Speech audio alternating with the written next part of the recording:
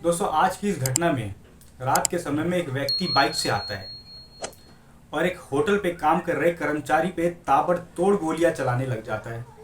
आखिर में वो गोली क्यों चलाता है, उस कर्मचारी को गोली क्यों मारता है, ये जानने के बाद आप में से कई सारे लोग ये कहेंगे कि उस व्यक्ति ने गोली चला के बिल्कुल सही किया, उसे ऐसा ही करना चाहिए था। लेकिन कई सारे लोग ये भी कहेंगे कि उस व्यक्ति को कानून को अपने हाथ में नहीं लेना चाहिए था। अगर हर व्यक्ति कानून को अपने हाथ में लेने लग जाएगा तो अपराध दिन ब दिन बढ़ता चला जाएगा और कानून की धज्जियां उड़ जाएगी, जो कि सही भी है।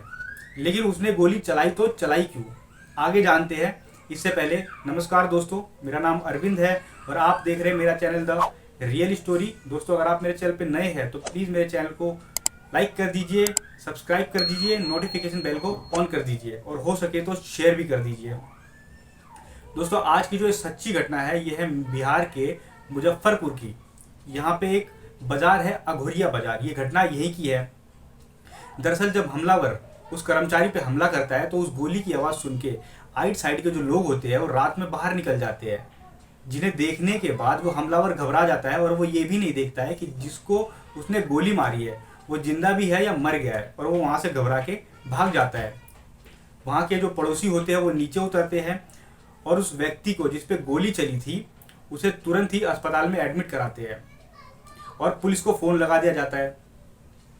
पुलिस उस व्यक्ति के पास पहुंचती है जिस पे हमला हुआ था और उससे पूछताछ करने लग जाती है। उससे पूछती है कि उसका नाम क्या है। वो लड़का बताता है कि उसका नाम रोहित है और वो उस होटल पे काम करता है। पुलिस उससे पूछती है कि आखिर में उसे किसी पे शक तो नहीं है, उसकी किसी से दुश्मनी तो नहीं थी। वो लड़का रोहित कहता है कि उसकी तो किसी से भी कोई भी दुश्मनी नहीं थी और उसे किसी पे भी कोई भी शक नहीं है। लेकिन अब सवाल ये उठता था कि आखिर में जब इसकी किसी से दुश्मनी ही नहीं थी तो इस पे हमला किसने किया और क्यों किया। पुलिस के पास ये सारे सवाल थे और इन सवालों को पुलिस को ढूंढना था। पुलिस छानबीन में लग जाती है और हर एक सीसीटीवी को चेक करती है। पुलिस ये चेक करती है कि उस पूरे इलाके में बाइक के थ्रू कोई वारदात हुई थी तो उनकी शिनाख्त करती है, उनकी पहचान करती है, अपने मुखबिरों से पूछताछ करती है और पूरी ताकत लगा देती है उस व्यक्ति को पकड़ने के लिए। कुछ दिन का समय लगता है लेकिन पुलिस उसकी पहचान कर लेती है और उस व्यक्ति को पकड़ लेती है। वो व्यक्ति उसी दुकान के 2-3 गली पीछे रहता था, यानी उसी कॉलोनी में ही रहने वाला था। पुलिस उस व्यक्ति को पकड़ लेती है और उसके बाद उससे पूछताछ करने लग जाती है और उससे पूछती है कि आखिर में उसने रोहित पे हमला क्यों किया और उसकी क्या दुश्मनी थी।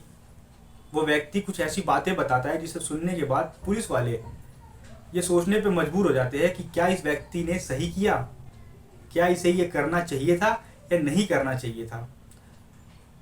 दरअसल होता ये है कि ये बताता है कि ये बिहार के मोतिहारी का रहने वाला है और वहाँ पे ये एक लड़की से लव मैरिज करता है, यानी उस लड़की से अपने परिवार की मर्जी के बगैर शादी कर लेता है। जिसके बाद वो उस लड़की को लेके मुजफ्फरपुर आ जाता है और वहीं पे एक किराए के मकान में रहने लग जाता है। इनके बीच में सब कुछ ठीक चल रहा होता है, लेकिन जैसा कि हर घर में होता है पति पत्नी के बीच में नोकझोंक होती रहती है और इनके बीच में भी यही नोकझोंक चलती रहती थी। एक रात का समय होता है जब इन दोनों पति पत्नी के बीच में नोकझोंक हो रही होती है और धीरे धीरे ये नोकझोंक बढ़ती चली जाती है और इतनी बढ़ जाती है कि दोनों पति पत्नी एक दूसरे पे काफ़ी नाराज हो जाते हैं और महिला गुस्से में अपने घर से बाहर निकल जाती है। पति भी गुस्से में होता है और उसे रोकता नहीं है। महिला अपने घर से बाहर निकलती है और थोड़ा आगे बढ़ती है। वो देखती है कि गली में बिल्कुल सुनसान होता है और कोई भी नहीं होता है। इक्का दुक्का थोड़ी थोड़ी दूरी पे दुकानें खुली होती है। महिला थोड़ा और बाहर निकलती है और 4-5 गली आगे निकल जाती है और उस दुकान के पास पहुंच जाती है जहाँ पे वो लड़का रोहित काम करता था। दरअसल वो एक चिकन की दुकान थी, वहाँ पे मीट बनता था। वो व्यक्ति उस महिला को देखता है और उससे पूछता है कि आखिर में वो यहाँ क्या कर रही है इतनी रात में। वो महिला उसे बताती है कि वो किसी कारण से अपने घर जाना चाहती थी, लेकिन रात का समय है और यहाँ पे उसे कोई भी ट्रैवल नहीं मिल रहा है, कोई भी साधन नहीं मिल रहा अपने घर पे जाने के लिए और वो बहुत बुरी तरह परेशान है। लड़का उससे कहता है कि वो आके उसके होटल में रुक सकती है और सुबह होते ही वो वहाँ से निकल जाएगी। महिला जो अपने पति से लड़के आई होती है, अपने पति से इतना गुस्सा होती है कि वो वहाँ पे वापस नहीं जाना चाहती थी। वो नहीं चाहती थी कि मैं वापस घर पे जाऊं और पति के सामने उसका जो कद है वो नीचे हो जाए। वो महिला उसकी बात मान लेती है और वहीं पे उस होटल में रुकने को तैयार हो जाती है। महिला उस होटल में चली जाती है। वहाँ जाने के बाद थोड़ी ही देर बाद वो लड़का शटर बंद कर देता है और उस महिला के साथ बदतमीजी करने लग जाता है। महिला उसका विरोध करती है लेकिन वो लड़का नहीं मानता है। धीरे धीरे उसकी हरकतें बढ़ती चली जाती है और वो व्यक्ति उस महिला के साथ अब गलत काम दुष्कर्म करने लग जाता है। वो महिला उसका काफ़ी विरोध करती है लेकिन वो नहीं मानता। वो व्यक्ति उस महिला के साथ रात भर यही काम करता है। उधर उसका पति परेशान होता है, उसका गुस्सा थोड़ा शांत होता है और वो अपनी पत्नी को ही रात में ढूंढने के लिए निकल जाता है, लेकिन उसका कहीं भी पता नहीं चलता है। वो अपने ससुराल में फ़ोन लगा देता है, अपने घर पे फ़ोन लगा देता है, लेकिन उसका कुछ भी पता नहीं चलता है क्योंकि वो लड़की घर पहुंची ही नहीं होती है। वो रात भर अपनी पत्नी को ढूंढ रहा होता है। सुबह का वक्त होता है। जब सुबह होती है तो वो लड़का जो रोहित, जिसने उस महिला को अपनी दुकान में रखा होता है, उसे दुकान से बाहर निकाल देता है। वो महिला रोती हुई कहीं और ना जाके अपने पति के पास चली जाती है। आखिर में वही उसका आखिरी सहारा होता है। वो अपने पति के पास जाती है और अपने पति से पहले तो कुछ नहीं बताती।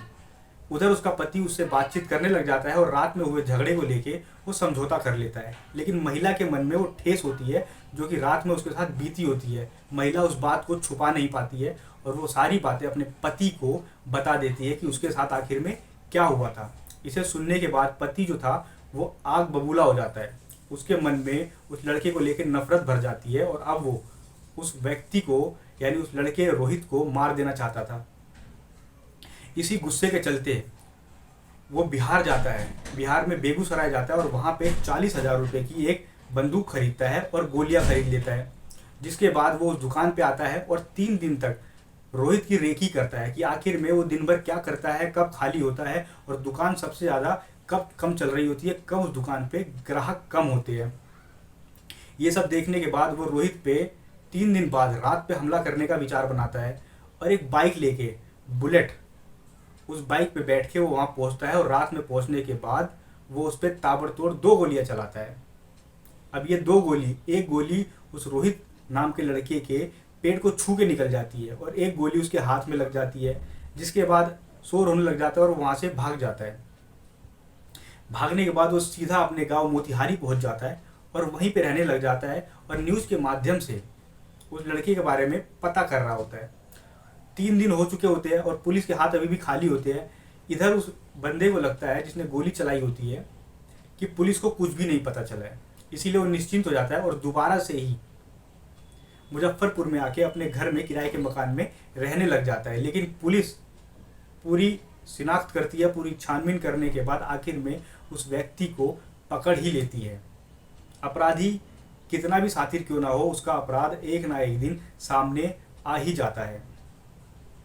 दोस्तों, ये घटना जो मैंने आपको सुनाई है, मेरे को इसमें आपकी राय जाननी है कि क्या उस व्यक्ति ने उस रोहित नाम के लड़के पे गोली चला के सही किया, या उसे कानून का सहारा लेना चाहिए था, उसे कानून के थ्रू न्याय लेना चाहिए था।